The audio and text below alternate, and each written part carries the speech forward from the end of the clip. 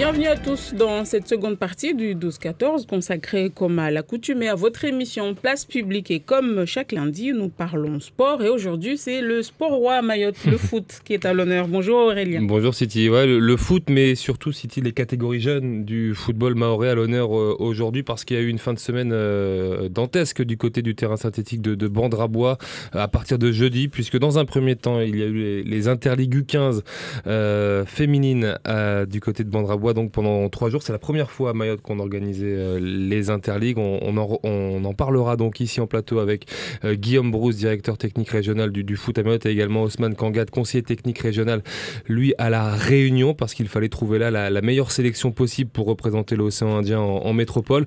Il y avait également le recruteur du Montpellier Hero Sporting Club, Claude Barabé, qui était de retour à Mayotte cette fois pour superviser encore un peu plus les jeunes footballeurs mahorais. Et il y avait également ce samedi la journée foot féminin qui arrivait au lendemain de la journée des droits des femmes le vendredi 8 mars. Donc la Ligue de football mahoraise avait décidé de mettre en avant les footballeuses par une journée d'action donc samedi à Bandrabois. Et puis enfin on a pris cette bonne nouvelle City samedi avec la signature du jeune gardien de l'abattoir Ilham qui a signé 3 ans du côté de la JOCR. Il en sera question donc de toutes ces thématiques pendant 50 minutes.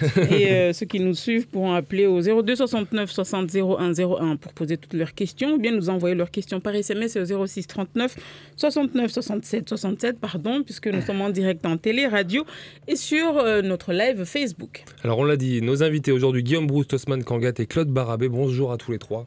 Bonjour. Bonjour. Parler foot jeunes, notamment donc du coup dans cette émission, on va commencer avec les Interligues U15. Ça s'est déroulé pendant 3 jours, de jeudi à samedi. Guillaume, c'est la première fois à Mayotte qu'on organisait cet événement. Ça s'est bien passé? C'est ça, oui, c'est la première fois qu'on recevait les Interligues. On se déplaçait toujours à la Réunion, on le fait toujours pour les garçons. Et donc cette année, on avait décidé avec Ousmane de recevoir.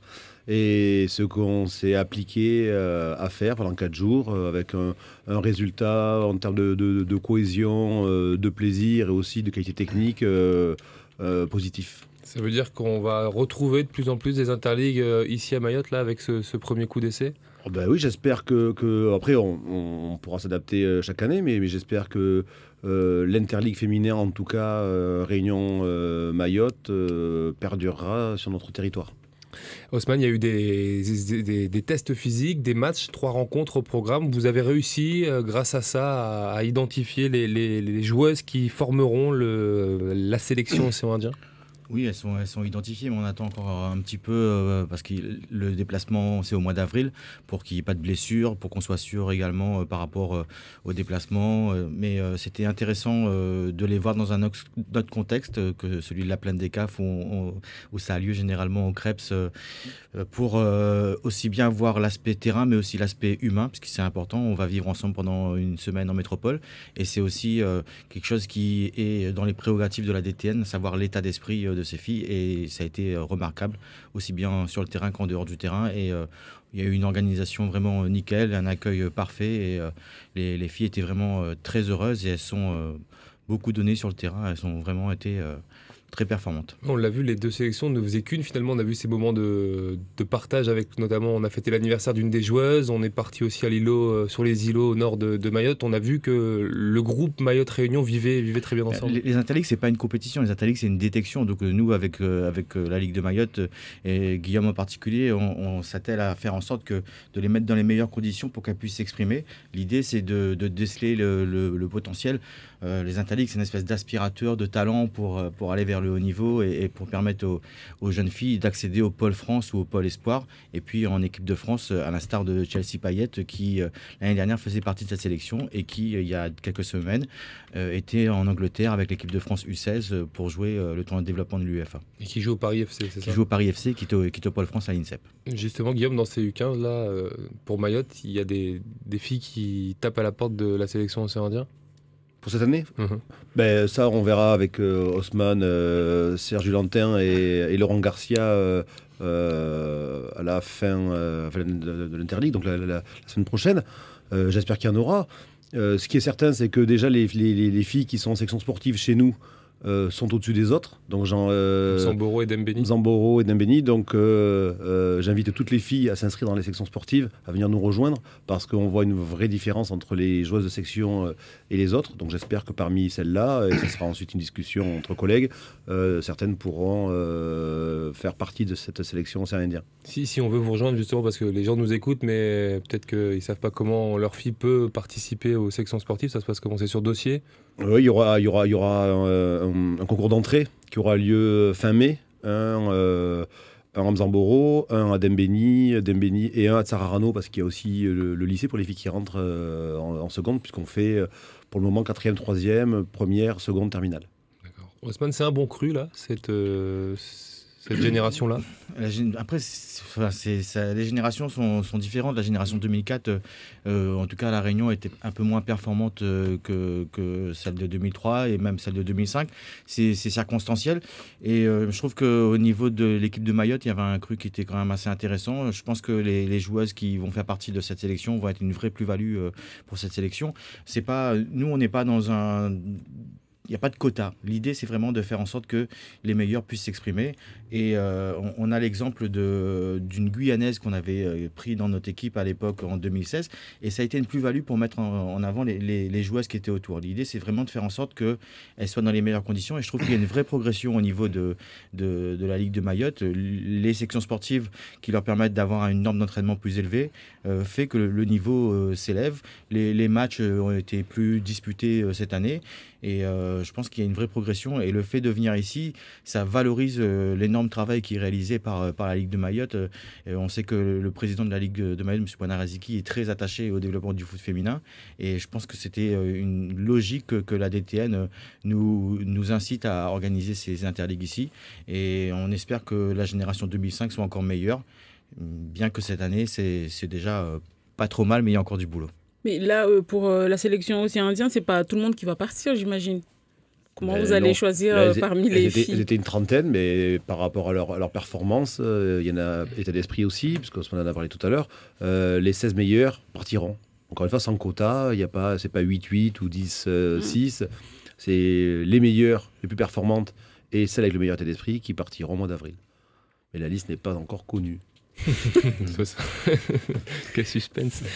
Vous avez tout concentré à Dzoumogné, le logement, à Dzoumogné, sur la commune de Bandrabois plutôt, parce que le logement était à Dzoumogné et le terrain à Bandrabois. C'était une volonté, ça, de la Ligue Alors au départ, c'était pas vraiment une volonté, c'est que surtout qu'on n'a pas d'autre endroit où aller. Le centre d'hébergement de Cavani n'est toujours pas disponible. En tout cas, on peut pas y aller, il n'y a pas de lit, il n'y a rien dedans. Donc pourquoi, je ne sais pas trop, mais il n'y en a pas. Le terrain de Cavani, je ne vais pas vous faire un dessin, vous savez qu'il n'est pas ouvert non plus. Donc le seul endroit où on avait suffisamment d'hébergement pour accueillir 40 lits, 40 personnes, c'était au restaurant Le Carrefour à Dzoumogné. Et ensuite, le seul terrain jouable actuellement à Mayotte, c'est le terrain synthétique de Bandrabois. Donc on l'a utilisé en permanence. J'en profite d'ailleurs pour remercier infiniment la mairie de Bandrabois qui nous l'a mis à disposition en permanence. Remercier les deux clubs de Bandrabois, Enfants de Mayotte et AS Bandrabois, qui nous permettent en permanence de nous entraîner, qui aménagent leurs horaires d'entraînement pour qu'on puisse nous aussi profiter du terrain avec nos sélections ou nos actions.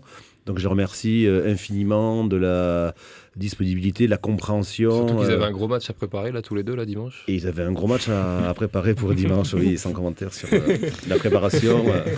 On va rappeler quand même que Bandrabois rencontrait Bandrabois en R2 et ils ont fait match nul de but partout. Voilà. Et ils ont eu la gentillesse aussi d'accepter de décaler le match à dimanche pour qu'on puisse faire la journée féminine samedi. Donc merci beaucoup aux deux clubs et évidemment à la mairie de Bandrabois avec un clin d'œil particulier pour leur directeur du service des sports, M. Baggio, qui nous a suivis toute la semaine et qui a fait un travail énorme. Il y a donc eu, ça c'était le premier temps fort, donc ces interligues U15. Dans un deuxième temps, la Ligue a aussi organisé, Guillaume, des sélections pour permettre à Claude Barabé du Montpellier Rose Sporting Club de venir, encore une fois, voir s'il n'y a pas des talents ici à Mayotte, avec plusieurs catégories d'âge qui étaient représentées tout au long de la semaine. Là. C'est ça, donc Claude Barabé était déjà venu, on connaît déjà bien Lille, puisqu'il est venu plusieurs fois. Vous avez parlé d'Ilam tout à l'heure, il le connaît aussi. Il était venu observer les 2001, 2002, 2003 il y a quelques mois. Il souhaitait revenir pour Montpellier pour observer les autres catégories. Alors on n'a pas fait les 2004 puisqu'ils partent la semaine prochaine aux Interligues à La Réunion, donc il les verra là-bas. Et du coup on avait rappelé les 2001, 2002, 2003 qu'il souhaitait revoir.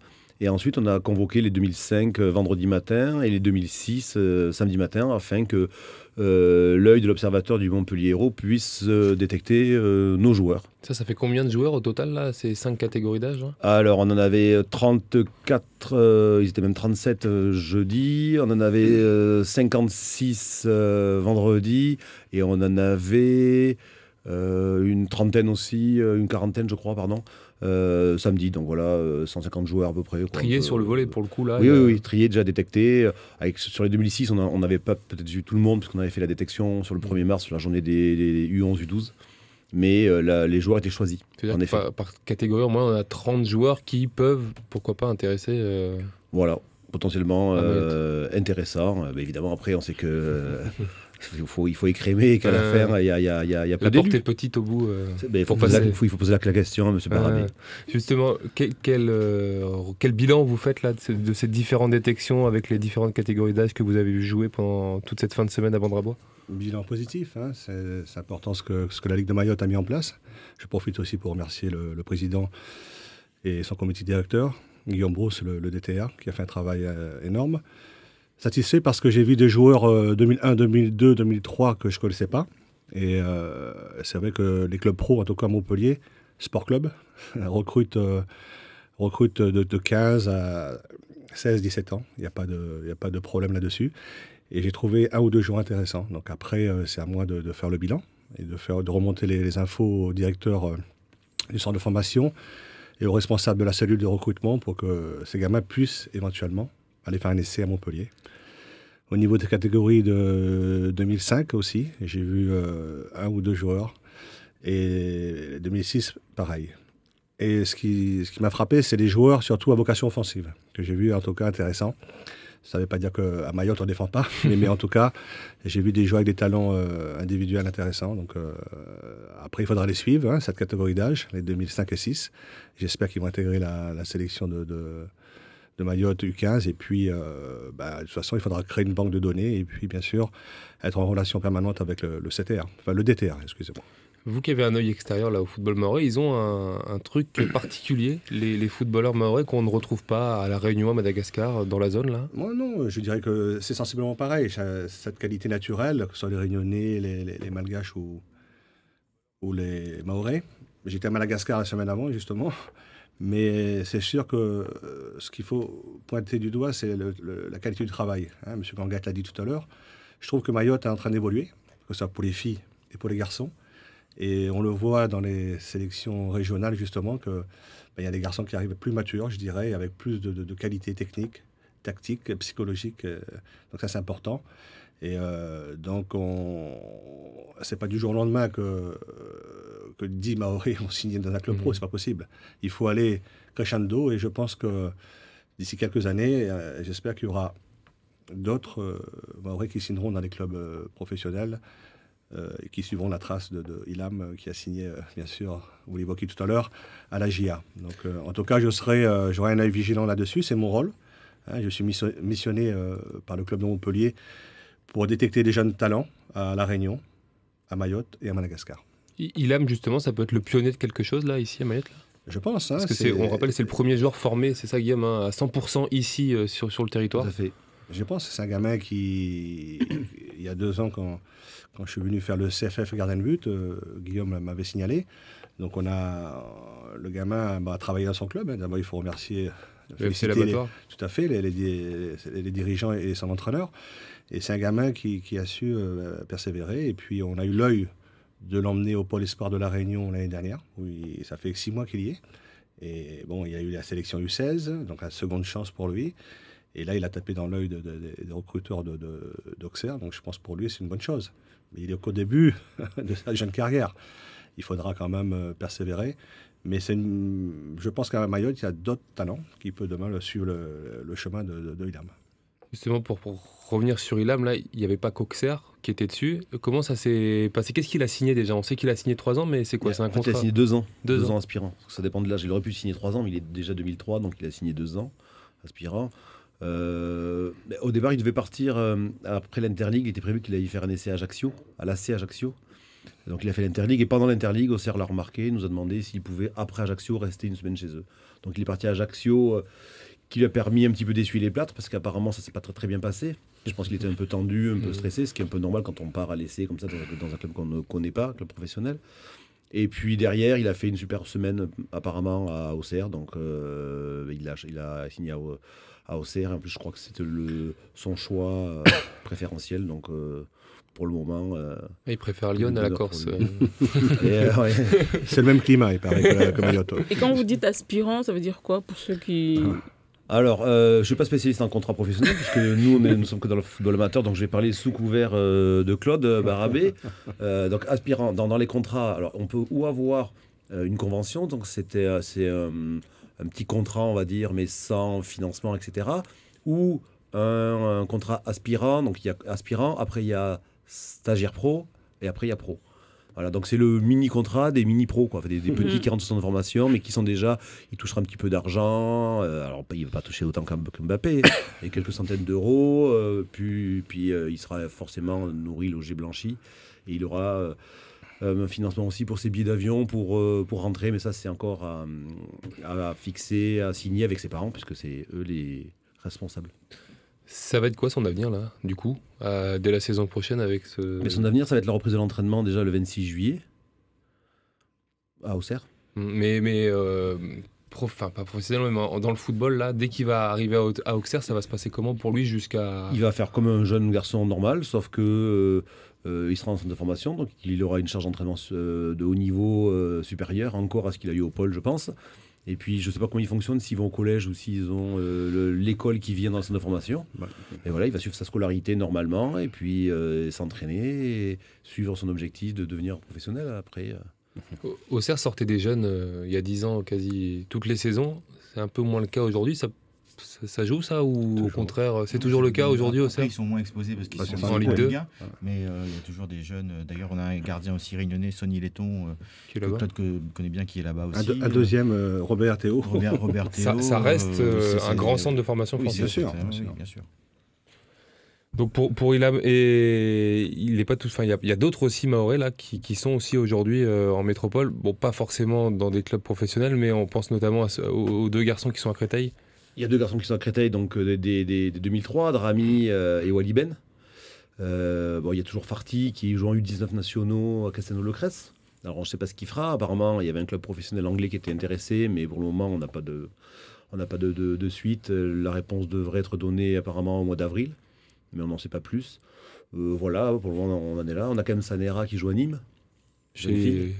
Et pour le moment on en est là, on y va doucement. Ce qui est important de signaler, vous avez remercié ou félicité le FC Salvatore, c'est que si on commence petit à petit, j'entends que le football progresse, etc., c'est grâce au club. C'est parce que les clubs travaillent mieux, font plus d'efforts, ont la volonté d'encadrer les jeunes, de les accueillir, de les faire travailler, de former leurs éducateurs. C'est pour ça que ça fonctionne. C'est grâce au club. Tout ce qui se passe, quand ça marche, c'est grâce à eux. Quand ça marche moins bien, c'est parce que souvent dans les clubs, on fait un peu moins bien le travail. Mais actuellement, les clubs travaillent de plus en plus, ils sont volontaires. On les a vus sur la journée des U9 vendredi, la journée des U11 de dimanche, sur lesquels ils étaient présents en nombre. Ça prouve un vrai intérêt de nos dirigeants, de nos éducateurs pour le football des jeunes. Et c'est grâce à eux que ça fonctionne, ou que ça commence à fonctionner. Donc il faut leur attribuer cette petite lumière ou ce petit commencement de réussite.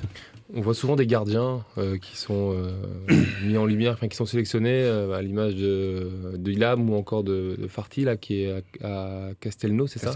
Il y a une on forme mieux les gardiens ici à Mayotte ou c'est quoi? C'est le hasard qui fait que c'est souvent les gardiens qui sont mis en avant dans les choix des uns et des autres en métropole? Claude Barabé, quand même spécialiste des gardiens de but, pour Mayotte en tout cas. Peut-être qu'il pourra nous en dire plus. C'est vrai que quand on voit les choses comme ça, même avec la petite Yumna, on a l'impression d'être une terre de gardiens.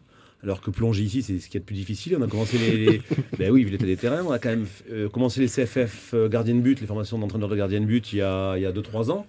Enfin, on en avait fait un peu avant sur la CGSOI. Donc...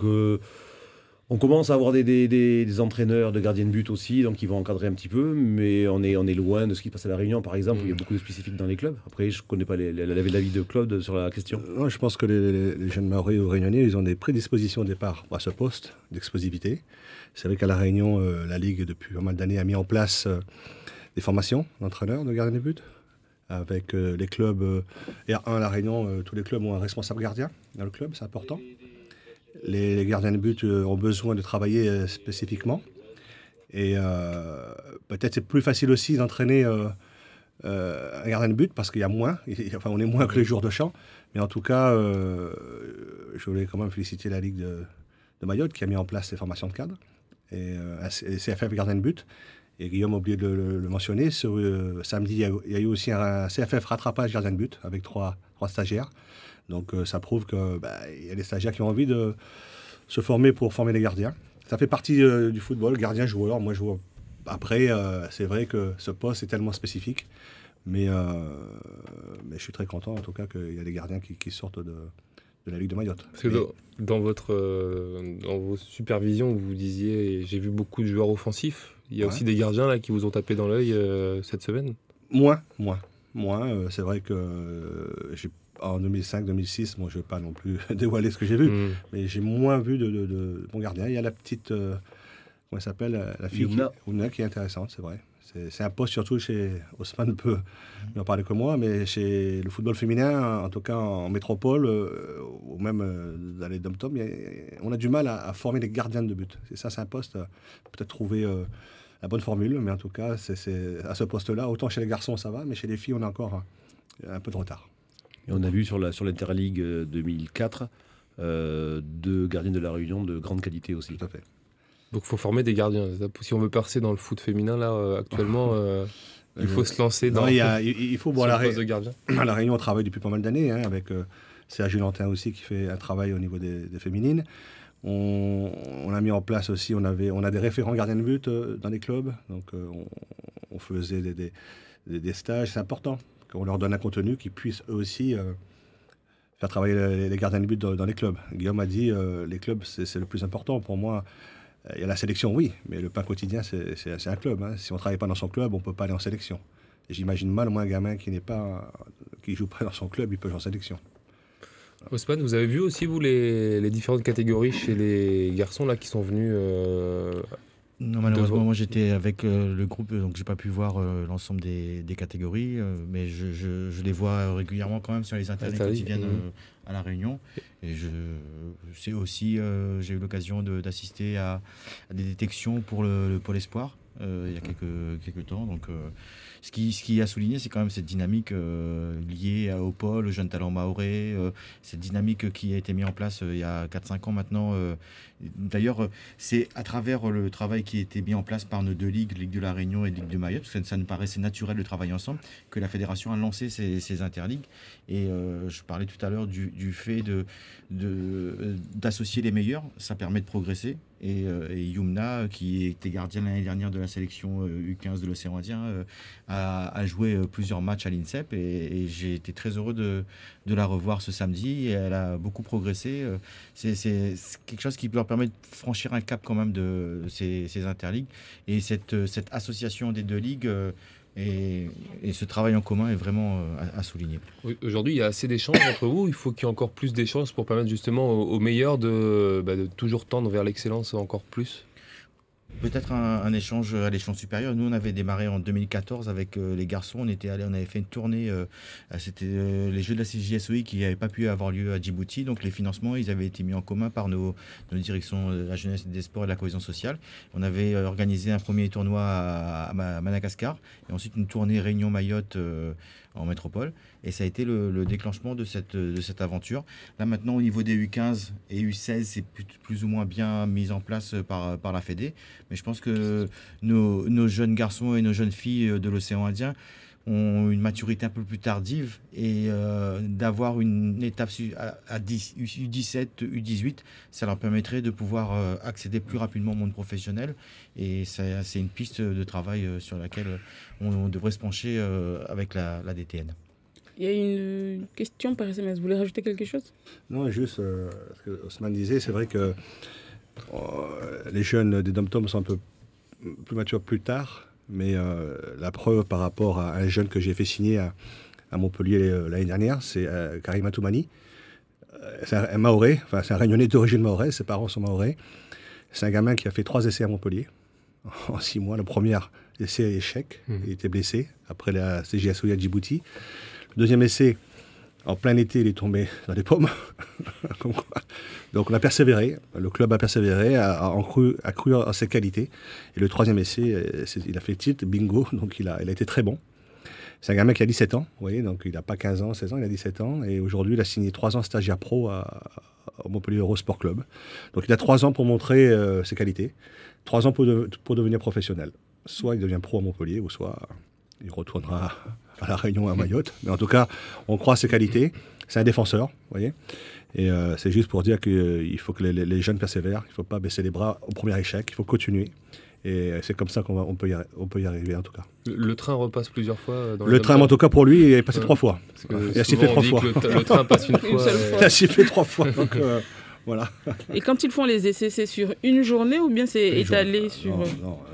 En tout cas, à Montpellier, c'est sur 10-15 jours. Parce que le club, pour les jeunes des Dom-Tom, il faut qu'ils viennent au moins 15 jours. En une semaine, souvent, le gamin n'a pas le temps de s'adapter, le temps qu'il arrive. Et bon, mais aujourd'hui, le club a compris et que les gamins, minimum 15 jours. Et donc, au bout de 15 jours, on voit l'évolution du jeune. Si au départ, il est timide, il a du retard ou quoi que ce soit, mais au bout de 5-6 jours, il s'est adapté rapidement et il montre tout son potentiel. C'est en tout cas ce qu'on recherche à Montpellier. Donc, une question par SMS. Abba qui demande, est-ce qu'à ce jour, on connaît le nombre de jeunes joueurs mahorais qui sont partis en pôle espoir et qui seraient prêts à signer un contrat semi-pro?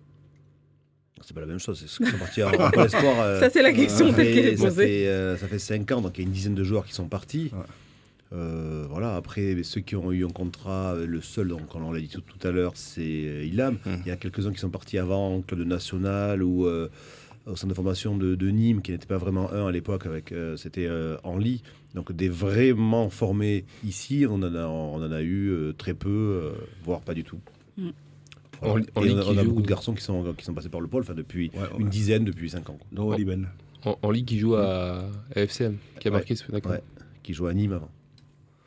Et on va continuer à parler foot plutôt avec donc nos 3 invités. On le rappelle, Guillaume Brousse, directeur technique régional du foot à Mayotte, Osman Kangad, conseiller technique régional à La Réunion, Claude Barabé, recruteur pour le Montpellier Hérault Sport Club. Désolé parce que j'étais persuadé que c'était Sporting Club depuis le début. Mais on revient donc parce qu'on le disait, on a mis en avant pendant cette semaine de vacances, cette deuxième semaine de vacances, les jeunes footballeurs de Mayotte. Guillaume, Claude le disait, il y a des joueurs qui lui ont tapé dans l'œil. On n'aura sûrement pas les noms aujourd'hui, mais vous partagez les mêmes choix sur ces joueurs-là dans les différentes catégories. Il n'y a pas de surprise finalement de retrouver ceux qu'on voit d'habitude taper dans l'œil des recruteurs du club. On connaît un petit peu le foot et notre métier, quoi. Donc en général, c'est pour ça que je pose la question. Mais après, on peut aussi se tromper. Donc c'est bien de recouper les avis. Et finalement, à la fin, sur ceux qui sont retenus, ça nous conforte dans nos choix. Et moi, ça me fait plaisir parce qu'il y a des joueurs que je vois, que je pense capables de pouvoir aussi monter dans le train. Et quand Claude me le confirme, ça me fait plaisir. Et après, je croyais qu'il allait nous annoncer des scoops aujourd'hui avec une liste de joueurs retenus, mais apparemment, c'est pas le cas. Donc c'est dommage, mais non, je plaisante. Je vais le répondre. Comme il me tend la perche, l'idée, en tout cas, sans m'immiscer dans les affaires de la Ligue de Mayotte, mais je pense que l'idée, au lieu d'envoyer un gamin en stage ou 2, pourquoi pas partir avec une sélection de 16 gamins et faire une tournée en métropole. Ça, c'est une très bonne idée, je pense. Mais la balle est dans le camp de Guillaume. Pouf. Et la réponse aussi, parce qu'on la connaît, la réponse. La réponse, on la connaît. D'abord, je remercie Claude parce que le Montpellier Hérault Club nous a invités. Il a dit que si on arrivait à trouver des financements pour se déplacer, on était déjà invités à Montpellier. Alors l'idée, c'est de faire une tournée comme on avait fait avec Osman à l'époque, aller jouer contre d'autres clubs pro. Moi, je serais plutôt sur des clubs, je trouve que Montpellier, pour nos joueurs, est peut-être un petit peu haut placé dans la hiérarchie des centres de formation. Il y a peut-être des clubs qui auraient besoin plus de joueurs du profil des nôtres. Donc, on cherche des financements pour pouvoir y aller. Si on y va, on passera d'abord par Montpellier, en premier, puisqu'on est invité là-bas. C'est bien, c'est bien. Merci. Bon point pour toi. Mais pour le moment, j'ai demandé des financements au conseil départemental, ça ? Au conseil départemental, ouais, entre autres. Et je n'ai pas eu de réponse positive. Ils n'avaient pas d'argent pour ces projets-là. Donc, s'ils m'entendent et qu'ils veulent y remédier, et financer le déplacement, c'est à peu près 40 000 €. Donc, c'est quand même relativement cher entre les voyages, les bus, etc. et les hébergements. Oui, Et l'idée, c'est de partir avec, en effet, les garçons et peut-être même les filles, mais d'abord les garçons sur cette action-là et leur faire une tournée dans des clubs pro, puisqu'on est de bonne génération, qui soient vus. Quand on sait aussi que le conseil départemental donne plus de 200 000 là, pour la préparation de la sélection foot aux Jeux des îles, c'est vrai que on pourrait Après, ça, c'est leur choix. Oui. Mais il- l'argent est là en tout cas. Il y a sûrement de l'argent. Ils nous en donnent pour pas mal d'actions.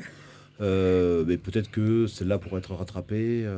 Et ces 16 joueurs, on les a aujourd'hui là à Mayotte pour aller faire une tournée en métropole et On aller en- taper on en dans- avait 32 jeudi, donc on en enlève la moitié. On en a...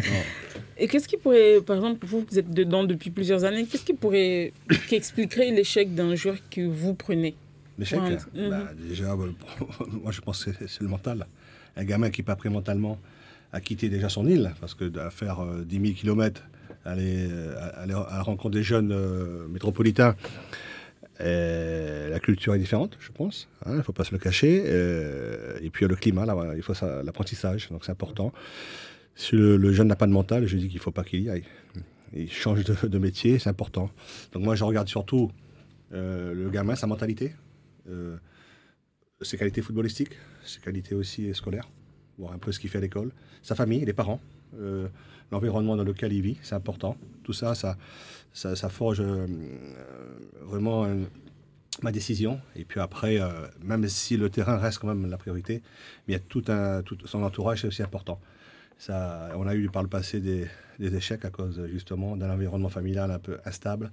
Donc le jeune a eu du mal à percer. Mais bon, mais ça ne veut pas dire qu'un gamin qui n'est pas bon à l'école ne sera pas professionnel. Hein. On en a vu d'autres. Mais c'est vrai que c'est important aussi que le gamin soit stable dans sa tête. Qu'au bout de 3 mois, il ne m'appelle pas pour me dire Monsieur, je veux rentrer à Mayotte ou à La Réunion. Ça serait dommage. À part Montpellier qui vient, c'est la deuxième fois, je crois, cette année que vous venez voir les jeunes Mahorais. Deuxième fois, parce que la première fois, on avait fait les 2001, 2002, 2003. Donc c'était un premier écrémage. Il y avait 60 gamins. Et la deuxième fois, donc cette fois-ci, 28. Donc, et j'ai souhaité revenir pour justement pour réduire l'effectif et voir les gamins dans d'autres conditions. Et on a profité pour voir les 2005, 2006, sachant qu'à la semaine prochaine à La Réunion, il y a l'Interligue à La Réunion avec 2 équipes de La Réunion U15, Réunion 1, Réunion 2, l'équipe de Mayotte et l'équipe de U15 de Montpellier qui sera présent. Vous voyez, donc les jeunes de Montpellier viennent à la rencontre de La Réunion pour se confronter contre Mayotte et La Réunion. Donc il y a un échange vraiment permanent entre, en tout cas,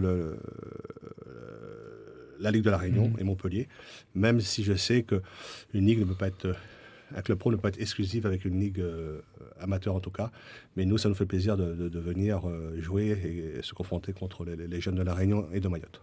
Donc à part Montpellier, il y a d'autres clubs qui prennent des informations sur ce qui se passe ici à Mayotte ou Pour ça le moment, reste, non. Je sais que du fait de la signature d'Ilam, Auxerre commence à s'intéresser à nos joueurs. Mais c'est tout ce que je connais pour le moment. Après, si on en a un et que ça suffit, qu'on fonctionne bien avec, pourquoi pas. Mais Ilam pourrait devenir la devanture du magasin du foot mahorais. À un moment, ça rend notre football un peu plus crédible. Quand on n'a jamais un joueur qui signe et qu'on n'a que des joueurs, qu'on fait des rencontres avec des grosses défaites, comme ça a été le cas pendant de nombreuses années, c'est difficile d'être crédible et d'avoir un intérêt, ou de représenter un intérêt pour des clubs professionnels.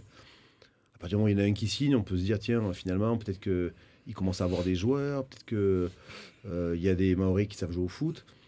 Et petit à petit, forcément, plus on en aura, plus on sera crédible et plus on va attirer l'attention. C'est normal. Donc, en effet, c'est sûr que Ilam va nous servir de locomotive. C'est déjà le cas donc avec son club. Vous l'avez eu au téléphone par hasard tous les trois là comment il a appris la nouvelle? Comment ça s'est passé pour lui quand il a appris que ça y est, il signerait 2 ans du côté d'Auxerre? Après, vous connaissez les ados, ouais. Il a appris ça, je pense qu'il l'a appris par le directeur du pôle, Claude Lovitz. À La Réunion, ça? Oui, voilà. Il nous a appelés après dans la soirée, comme il aime, quoi. Bonjour monsieur, j'ai une bonne nouvelle, j'ai signé à Auxerre. Voilà. Un bon ado de base, quoi. Mais pour revenir un petit peu sur la visibilité du football mahorais, Ousmane, je pense qu'il ira dans mon sens. À La Réunion, on a eu quand même depuis pas mal d'années, il y a des recruteurs qui viennent à La Réunion. Il n'y a pas que Montpellier, il y a eu Saint-Étienne, Lille. Après, il y a eu l'effet Dimitri Payet aussi, les championnats d'Europe, où l'année dernière, il y a eu au moins 5 clubs professionnels à La Réunion lors de l'Interligue. On a disputé, Mayotte était présent, il y avait Strasbourg, il y avait Auxerre, Lille, Montpellier et Metz. Vous voyez, donc, comme il dit Guillaume, il suffit que demain, Ilham soit stagiaire professionnel, il y a d'autres qui suivent, et c'est comme ça. Ça il faut qu'on ait une tête de gondole. Il fait boule de neige, tout à fait. Et je pense que je suis certain qu'il y a d'autres clubs qui viendront à Mayotte. Bon, j'espère pas pour Montpellier. Comme ça, non, je plaisante bien sûr, mais c'est important que le football mahorais aussi arrive à s'exporter sur la métropole. Déjà, c'est bien. Et puis voir plus tard en Europe, ça, c'est une autre paire de manches.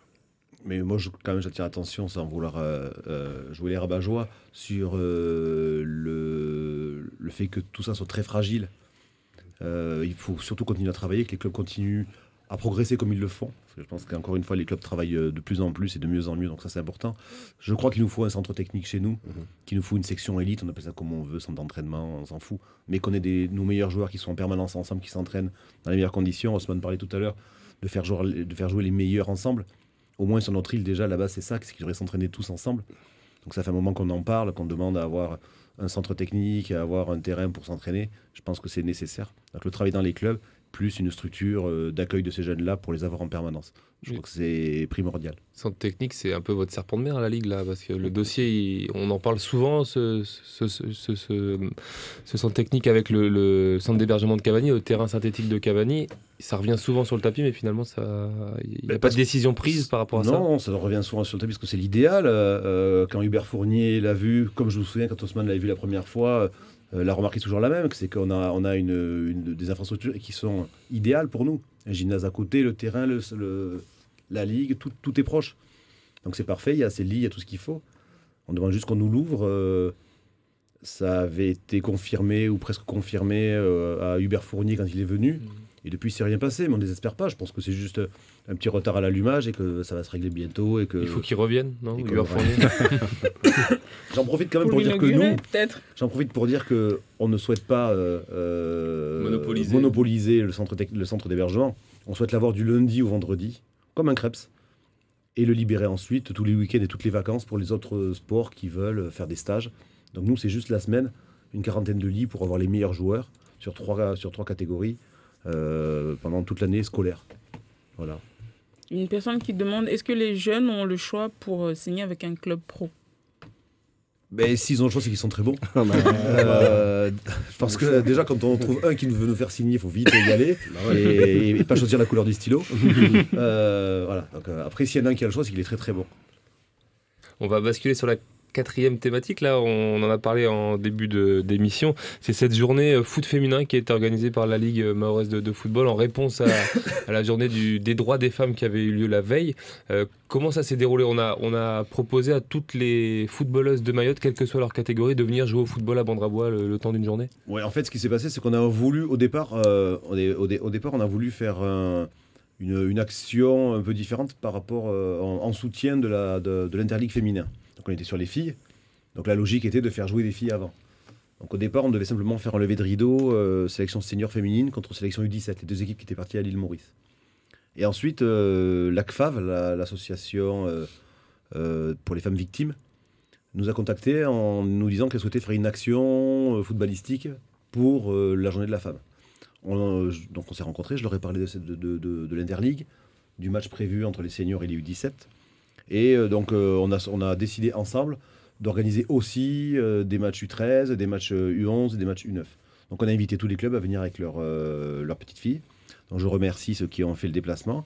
On a eu à peu près, je ne sais pas de bêtises, 180 filles en tout sur la journée qui sont venues. C'est pas énorme parce qu'on en a beaucoup plus. On sait que l'année dernière on a dépassé le millier de licenciés. On est en début de saison, c'était pas évident. Il y avait des matchs en plus seniors ce jour-là. Donc on sait que c'est toujours plus difficile. En tout cas, les filles sont venues. Celles qui sont venues ont pris du plaisir. J'ai même aperçu mademoiselle Bouche, qui était en tenue de footballeuse. Donc ça m'a fait très plaisir de la voir. Et voilà, les filles ont pris du plaisir. La CFAV les a récompensées en t-shirt, en number one. Et la fédération, enfin la Ligue de football aussi, avec des cadeaux par rapport à la Coupe du Monde de football féminin qui commence le 7 juin.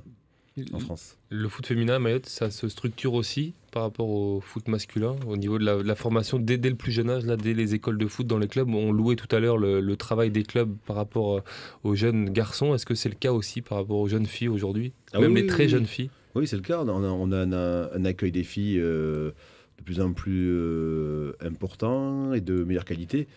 Ce qui nous manque là aussi, c'est les vestiaires. On est en 2019, on est obligé de faire changer les filles sous un badamier ou derrière des bananiers. Ça me paraît un peu limite à notre époque. Voilà, donc je pense que s'il y en avait des vestiaires, on aurait encore plus de filles qui oseraient venir au football. En tout cas, les clubs, là aussi, font des efforts, ça se développe. Il y a des clubs spécifiques féminins, des clubs mixtes. Moi, je suis assez pour la mixité chez les jeunes.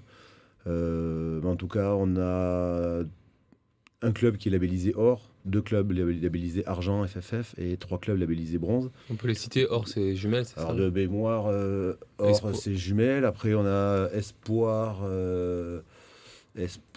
qui est bronze, c'est sûr. On a 2 argents, c'est Abeille. Non, Abeille encore bronze aussi.